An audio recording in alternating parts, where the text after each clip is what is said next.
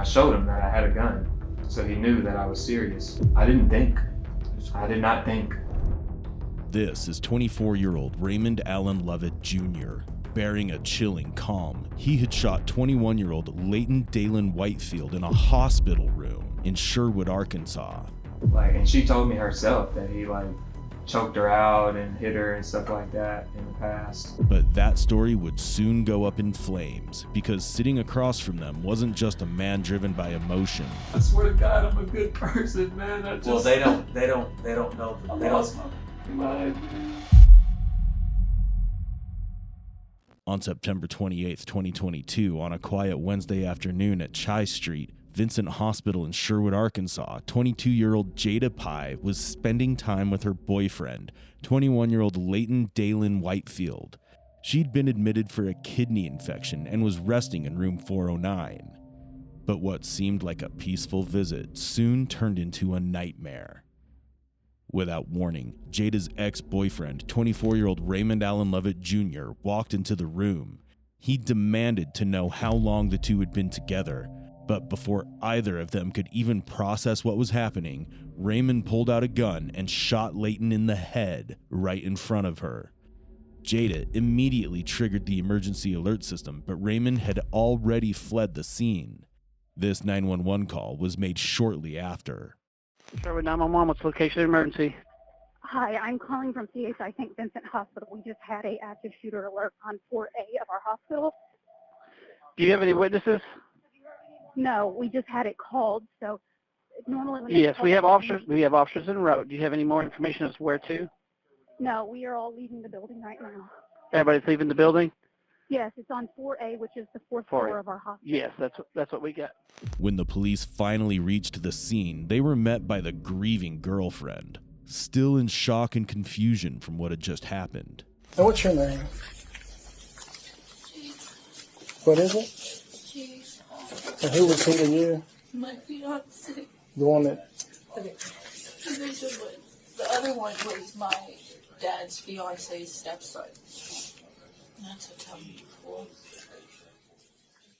Raymond was arrested shortly afterward and immediately brought in for questioning. And soon in the interrogation room, the real story begins to unravel. How you doing, Raymond? Hey, so I'm Detective Edwards with the Sherwood Police Department, so I'm going to be the main one handling this incident.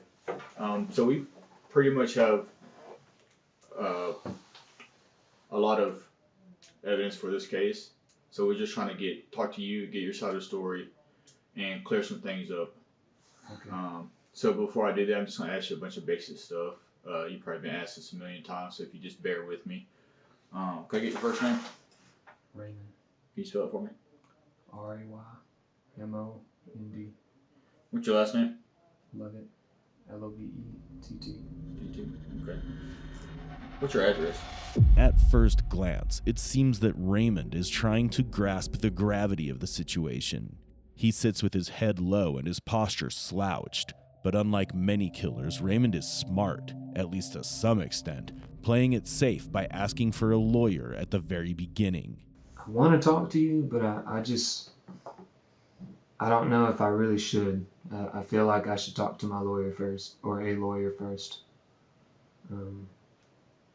I'm not a bad guy. Yeah. I'm just So, not trying to get nailed to the cross. I mean, we already know what happened and what you've already talked to state police about. We're not getting into all that. We're just trying to So it's just fill puzzle pieces in to Yeah. make connections as to, like I said, at any point that you want to quit answering the questions, you can. But I mean, like I said, it's still your right. It's your choice to make. I just feel like people are trying to nail me to the cross. There's no need to nail a killer to the cross when he's already done it to himself the moment he decided to pull the trigger. And make no mistake, Raymond is indeed nervous, because soon he would start making a different claim altogether. Okay. yeah, definitely not trying to date Keep your another. signature right there. So I just want to let you know that I talked to a lot of your family members, all right, and every single one of them have pointed to the fact that you're not a bad kid. You're not a bad guy. What you did was for a reason. Sir, I lost my mind. I mean, that's point blank. Yeah. All right. So like you said, we reviewed the interview that you had with state police. So we're just trying to get. We know that you did it. We're just trying to figure out why you did it, if that makes sense. So I'm just going to start with a bunch of simple questions. And so this can also be used, I mean, in your benefit, because this is an interview, this is recorded, this is an official statement from you. It probably won't be. So, I mean, like I said, at any point if you want to quit answering my questions, just tell me, and we'll leave. Okay. So at the end of the day, you're still a human being. You still have rights. All right. We're going to treat you as such. We're going to treat you with respect, because everybody deserves respect. It's good to see you again, buddy. Yeah, not a problem, man. That's why I wanted to come up here, because I know you recognize me, and I was with you before. So. Okay. So basically, we're just going to touch into your past a little bit, okay? Yeah. Okay. So, a big question is that we've been like trying to figure out, and we've been getting kind of like mixed answers on, is your relationship with Jade. If you could just touch into that, like when you first met her, and how y'all's relationship progressed. For years, we were. I mean, I guess you could say we were more like brother and sister. To understand the complicated dynamic between them, we need to rewind back to when Raymond's and Jada's parents first started dating. It wasn't just the parents who grew close, it was also the kids. And that bond, which was supposed to be sweet and innocent, would eventually twist into something dark enough to end in bloodshed. I mean, I guess at first I kind of looked at her like a sister, you know, but we weren't related or anything. And over the years, I started to I fell in love with her. Yeah. And, I mean, I think she loved me. She said she loved me, but after a while, we had a small relationship. It was brief, and her dad didn't approve, and he stepped in, and that was that, pretty much. And I didn't see her for a while after that, years. We still kind of talked here and there, but I hadn't seen her, and but we were still close, and I still care about her. There was more than just care that lurked within Raymond. He had a deep obsession with Jada. He couldn't stand the fact that Jada was seeing someone and was soon to be engaged. If he had truly cared for her, then he wouldn't tear apart her life and kill the very person she loved the most. Do you remember like what year and like kind of like dates of whenever y'all was like actually together before the dad put a stop to it? Was it years ago? Like I want to say like 2018, 2019, or around then or so. I want to say. How old was she and how old were you when y'all? if you can remember, if you can. 19 ish. Okay. So you were 19 ish. Oh, around that time. Okay. It's kind of fuzzy to me, to be honest. Okay. So you're 19 ish. 19-ish. I'll put that there. Did y'all have an intimate relationship? No, not really. Not really. Yeah. So I never had sex or anything like that. I mean, to be technical, yes. I mean, What do you for mean? like 3 minutes. Okay, so y'all had sex for 3 minutes, like sexual intercourse? Maybe less than that. Maybe less than that. But that was literally it. That was the only time. And, Okay. And that was consensual? Yeah. She wanted it too? Yeah. Okay. And that was whenever you were 19-ish, or was that after? That was around then, yeah, 18, 19. 18, 19. All right. So then, what happened throughout the years? Y'all kind of just like lost contact, or? Well, basically, once her dad like found out and didn't approve of it, he like made her stop talking to me and stuff, and so we just kind of fell off for a while and wasn't talking to each other for a while. Okay. Was there a reason why he didn't want y'all talking to each other? He just didn't approve. Honestly, didn't want her with me. For whatever reason, I couldn't tell you. Couldn't tell me. Okay. He just didn't prove. Maybe it's because he saw. Maybe he saw just how dangerous Raymond really was. Raymond doesn't realize it yet, but he's slowly giving away a detail that could easily unravel his entire story. We were more brother and sister. I don't know. How did y'all meet? I don't think I asked that question. How did we meet? Yeah, how did y'all meet? Through Bobby, her father. When him and my stepmom started dating. Okay. Way back when, that's like initially like when I met them and stuff. Okay. We were all kids at the time. So you said y'all was off and on. When's the last time, when did the... Well, we weren't really our relationship wasn't really off and on. Last time, at this point, I'm talking about y'all's friendship. So you said that y'all lost contact. So did she reach out to you recently, or you reach out to her recently? Well, after when all that stuff happened and her dad put an end to it, and I was told if he found out she was talking to me, he was gonna send her to live with somebody else or whatever. And so we just stopped talking to each other. And so that was last week? No, that was years ago when her dad did that, 4 years ago when that happened. But we lost contact. I tried reaching out to her over the years, had no luck. But after my mom had passed away 3 or 4 months ago, and she heard about it, and she reached out to me on a messenger, and that's when we started talking again, basically. Okay. Just as just friends. Just friends. She just wanted to make sure I was okay and was telling me, she was here for me and stuff like that. Okay. Did y'all hang out with each other in these last 3 or 4 months? No. I had only seen her for the first time the day before the incident, and it's because her dad had just died. Okay. And everybody, including me, was just kind of going through it, and I was just trying to be there for her. And then next thing I knew, she was in the hospital again, and anyway. Okay. Raymond's statements already tell the real story he refuses to say out loud. Without realizing it, he handed the detectives the key pieces of this case. Raymond was obsessed with Jada. He kept tabs on her, even when she was admitted to St. Vincent Hospital for a kidney infection. And the next clip only reinforces the truth.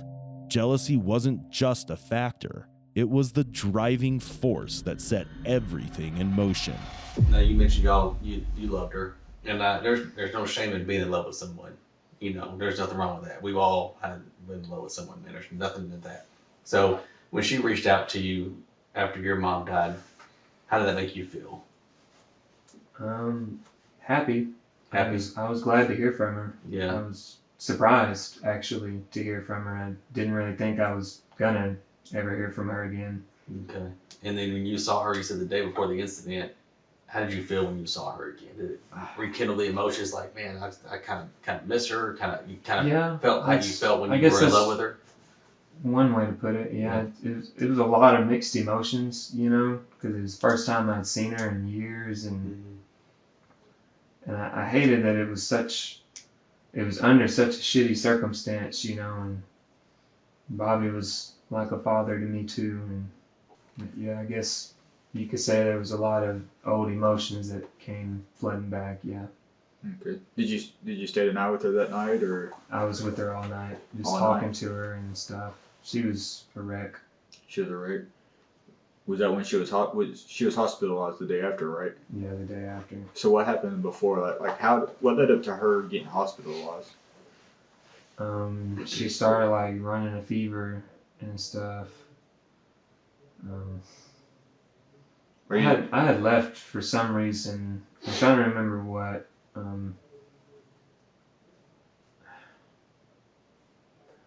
I can't remember. I left, and when I came back, that's when I was told that she was in the hospital and stuff. So he went ahead and took her up there because she had a 103 or 104 temp or something like that. And I wanted to go up there and see her then, but everybody was telling me that what's his name was up there with her. Yeah. and that it wasn't a good idea, and they were right, and so I just said it, and I just let them have their time, and yeah. Okay. Did you whenever you saw her the day before, or after that, the dealing with her father, did you know she was in a relationship, or did she mention anything about that to you, or? I didn't know she was currently still in a relationship with him. I knew like they were still talking and stuff like that. I thought they were broken up or whatever. Right. I didn't realize that they were actually still together until I heard that he was up there visiting with her and stuff like that, and I just kind of put two and two together. Okay. It's highly debatable whether Raymond truly knew about Jada's relationship beforehand. But what's clear is, on the day he visited her, when the unthinkable happened, he was well aware that Leighton would be there. In fact, when Raymond arrived, Leighton had just come back with some food and was hanging out with Jada. That sight alone seemed to trigger Raymond's jealousy, and he immediately started asking about their relationship. It's not uncommon for killers to spin tales once they find themselves in an interrogation room. And Raymond was about to spin one of his own, a story where murder would seem like a necessary act. Because I guess you could say I was just trying to make sense of it, like, why are you still even talking to him? Like, Right. You admit that he put his hands on you. And, she just kept saying, oh, well, it was a while ago, and he's better now, and he's changed, like what they always say, pretty much. She was in denial or whatever, and I don't know. Okay. A man can deceive the world, but not himself. Raymond's silence and the way he kept his head down spoke louder than any words. And what he says next unknowingly confirms exactly what he is: a hospital shooter. The incident itself, but I do want to talk about what happened after the incident, if that's okay with you. Sure. All right. So after the incident, how did you leave the hospital? Well, I got to the elevator, and that's about when it really started to sink in, and I was freaking out, and I heard them call over the intercom saying that there was an active shooter and yada yada. Were you still on the fourth floor at that time, or were you down on another floor? I was in the elevator at that point when I had heard. I was like going like for the button when I had heard the intercom. Okay. And I don't remember which button I pressed. My brain was all over the place in that moment, and I couldn't believe, you know what I mean? Like, I don't know, man. So when you got off the elevator, what did you do then? I got off on whatever floor. I don't know what floor it was. I don't think it was the first floor. It was one of the other floors. Did you talk to some like nurses or anything? Yeah. When I had got off, I started asking people like, where's the exit and stuff, because like at that moment all I could think of was like, oh God, they're gonna come up here and kill me. They're thinking there's somebody here shooting everybody, and so I was just freaking out, looking for a way out, and I can't remember what all they said, but at some point I had found a stairwell, and that's how I got out of the hospital. Okay. A lot of us, they said that there was another gun involved. Was there another gun involved? Hell no. No. Who said there was another gun involved? It's just what I've been hearing, man. No. Just like I said, this is just the beginning of the investigation. We're just trying to get everybody's stories, and yours is one of the more important ones. I'll be honest. I had a couple of firearms in a backpack in my car. Okay. But I did not have them on me, and they weren't used. Okay. And did you ever ditch any of those guns? To be honest, yeah, I did. I didn't think like, since they weren't used or anything.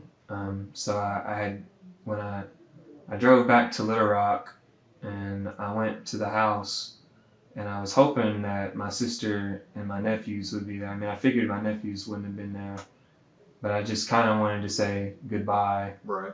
And I took my backpack and I put it back there, and I told Justin to make sure that my dad got it, because I don't know, I was hoping like maybe he could like pass it on to my brother or something one day in the future. So, I don't know. Right. But I don't know.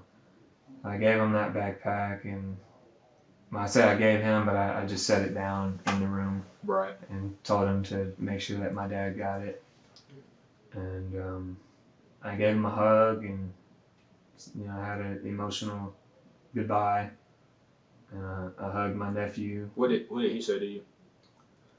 I really can't remember, sir. Oh, that's fine. Something along the lines of "I love you, man," and goodbyes too. And How long were you there for? not long, maybe a minute or two. A minute or two. Okay. I was scared that like the cops were already coming there. Yeah. And so I knew like I couldn't stay long.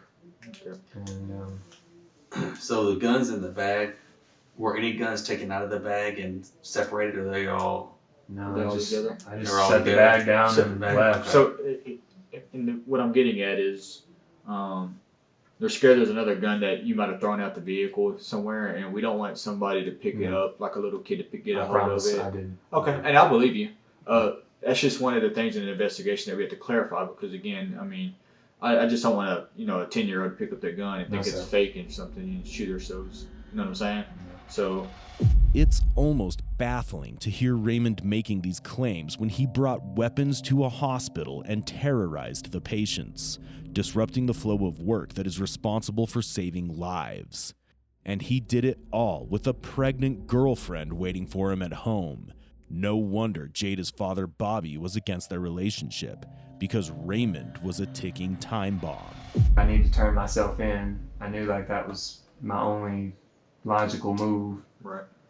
And but I knew like if I turned myself in that the car would probably get impounded, and like it's not my car, that was my girlfriend's car, Haley, and she's pregnant and stuff. But needless to say, like I was trying to look out for her too, because I knew she needed the car. Right. And so I left the car there, and I gave the keys to Morgan, and I said, do not drive that car. I just left the scene in it, blah, blah, blah. And that's when I left. You left. So I was told that you unloaded a gun and stuff. How did you do that? Like, did you? What'd you Well, do? before I left, I had, well, I mean, the gun was already practically empty. I had like one round left in the chamber, Okay. but I had an extra mag on me because I always carry an extra mag. Right. And I took that mag out and I popped the bullets out of it. And I did that in the car at first, and then I thought about it. I was like, well, I don't know, I probably shouldn't leave that in the car. So I grabbed the bullets and put them in my pocket instead, but I left the gun, completely unloaded. And Where'd you leave the gun at? it was still on me at the Still on time. you? Okay. And because I didn't want to leave that in the car either, I wasn't trying to give any reason for them to take that car away. Right. And I'm guessing they probably did anyway. Right. But just put your mind at ease. She's gonna get it back Monday. Okay. Okay. Yeah. Because she needs it. Yeah. Like, And we know she needs it. So we're gonna do everything we can to expedite that. So you took the bullets. You stuck them back in your pocket. You unloaded the gun. You put the gun in your back pocket, front pocket. I put it back up here, like abdomen area, in the front. Yeah. And Did you have a holster, or is it just I there? did not. Okay. And then what happened after that? I was thinking of like how I should turn myself in, and I was walking, and I was thinking like maybe I should just ask somebody to borrow their phone, and somewhere along the way I said, I'll just go to the gas station and ask to borrow their phone. Okay. And so that's what I did. All right. Okay. So, quick question. So the gun that you had that you went to the gas station with was the one that you used at the hospital, correct? Okay. It was a Taurus. Taurus. Okay. Okay. And when you left the hospital, did you call anybody use a cell phone and call and talk to anybody or I did. text? Okay. I did. I was freaking out, and like in that moment, all I could think was, I just threw my life away, and so I just started like calling people and trying to let them know like, hey, I'm probably gonna go to prison, and I was, telling them I love them and just stuff like that. But yes, I called some people. Yes. Okay. Raymond isn't fooling anyone. Even if he hadn't turned himself in, the cops would have hunted him down. He might try to justify it now by saying he did the right thing, but the detective sitting across from him already knows how it all went down, and we're about to hear that story from Raymond himself. In Little Rock? Okay. Is there a specific place in Little Rock? But that was also in that moment, like I hadn't completely decided like if I was gonna turn myself in that day or the next day, because a part of me was like, well, maybe I should try to like have a day to like say goodbye to people and then turn myself in tomorrow. And then I started thinking like, well, they're probably just gonna track my phone, Okay. and so I tossed it. Okay. Were you driving when you tossed it? Yeah. And I just like threw it out the window real hard onto the street. And go back when. So when you said you never met Leighton. That's I guess her fiance. You never met him before the I incident. had only heard about him. Just heard about him. Yeah. I didn't even know his name. Like I'd been told his name a couple of times, but I didn't even care enough to like remember his name. Yeah. So and this just like I said, how did it make you feel that beside the point? Let's say he wasn't abusing her or nothing like that. That was the case. You're asking was I jealous? Did it make you feel like this was this girl at one point was the love of your life? You loved her, you cared about her, and that he was kind of taking that spot that you believe you could have had. How did that make you feel about that? I wouldn't say I felt jealous. I don't know. I felt like maybe it was kind of a missed opportunity in a way, but I wasn't jealous. Like I knew like people move on and stuff, and it'd been years and stuff, and I had moved on myself, and so no, I wasn't jealous. So, and I appreciate you disclosing that to us. I have another question, and it's probably going to be the most direct question that somebody's going to ask you about this case. If you don't mind me asking, why did you shoot? Because everybody has a reason. But I want to hear your reason, and because the only person that can tell anybody anything about this is the one who did it, and the best way to do that, I guess, would be your reason on why you did it. I've been really thinking about that myself, and when he came into the room, like I just had this wave of anger that came over me, and like I'd never felt so angry in my life, like, but I knew like I couldn't do that, and like I knew I couldn't just spaz the out on him, not while Jay was right there. And so I was trying my best to keep the peace and just not say anything to him, because I knew that was my best option, is to just not talk to the man. And but I had gotten to a point where like I was shaking, and I just knew like I knew I was about to say something to him, and I had got up and I started telling Jade bye, and I sat down on the bed, and I like was asking her like, are you gonna be okay and stuff, and like I looked over at him, and he was looking at me, and he just had like this stink eye or like a mean mug, and I don't know, I felt like he knew like I wasn't a brother, or you know what I mean, like I felt like he knew like I was like we had a thing at one point or something. I don't know, but he was mean mugging me, and like I was I was about to leave, and I swear to God, I was about to leave, and I was telling myself, like, in my head, you need to go. And I just, in that moment, I couldn't pretend like I didn't know, you know? And I said something to him. And I can't remember exactly what I said, but I remember I had said something like, the only reason I don't f you up right now, or I said something like that, and I said, because Jade's right here. And he was like, you know, whatever, making side comments. And I said, like, I don't know what's true and what's not true. And I said, but if I hear something about you putting your hands on her again, it's not going to be good for you. And like, I can't remember what all he was saying, but he was like, just kind of making remarks. And I remember one of the things he said, he was like, oh, we'll have our time, or he said something like that. And like, when he said that, like, in that moment, like, I knew, like, I was about to spaz the fuck out. And I was like, I looked at him, I said, you really just need to shut up. Like, you just need to stop talking. And he said something else. I think he said, like, or we could have our time now, or something like that. And he, like, started fidgeting, about to get up. And like, in that moment, I said, if you get up, I'll kill you.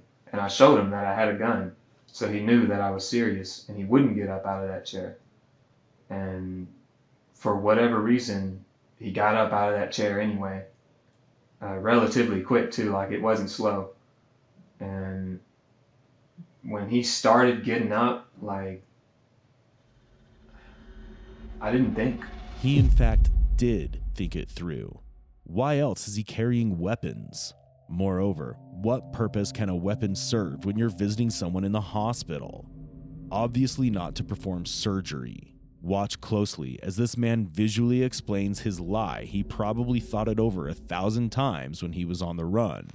I put my hand on my weapon, and I was taking it out, and like, the moment he got to his feet, and we were close, like, we were like this distance away from each other, and the moment he got to his feet, I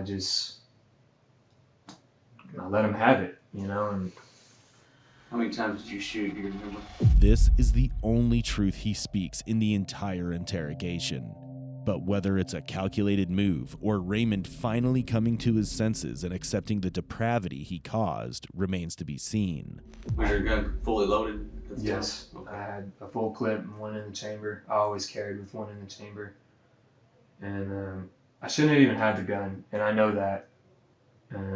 But if you ask anybody that knows me, like, I carry a gun everywhere. I've been shot before, and I refuse to just let somebody kill me, you know. And I know, like, you never know when you might need a gun. And that's why I'm like that, you know. And So if you remember, when you shot first, did he fall down and you kept shooting? Did you shoot once and then shoot again, or did you shoot rapidly all through? I think it was rapidly.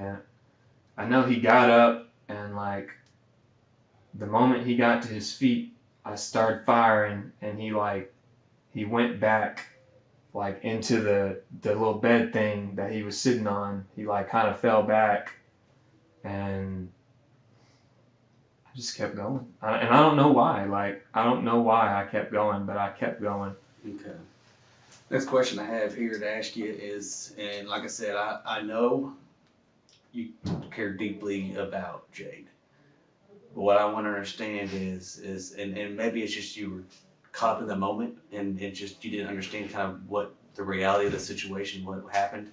But my question is, why did you point a gun at Jade? I didn't. That's what I'm so confused about, because when they said in court yesterday that I was being charged with assault too, and that she said I pointed a gun at her, I do not remember pointing a gun at her. You don't remember, or don't think you did? I'm pretty sure I did not point a gun at her. Why would I point a gun at her? That's what doesn't make sense to me. And maybe the only thing I could think about is maybe I, like, flagged her with it after I shot him when I was, like, leaving, you know? But I never physically pointed the gun at her. I swear to God, I never pointed the gun at her. Okay. What did you tell Jay before you left? I don't think I told her anything. I don't remember. Did she say I told her something? We're just trying to figure out what was said after you shot. If you had any communication with Jay before you left the room. I just remember I shot out of him, and I remember her like crying and freaking out, and that's like when I left. Okay. But I did not point a gun at her, so I don't know why she would say I did. And that's why we're doing this interview, man, because we're clearing up stuff, because we get a lot of.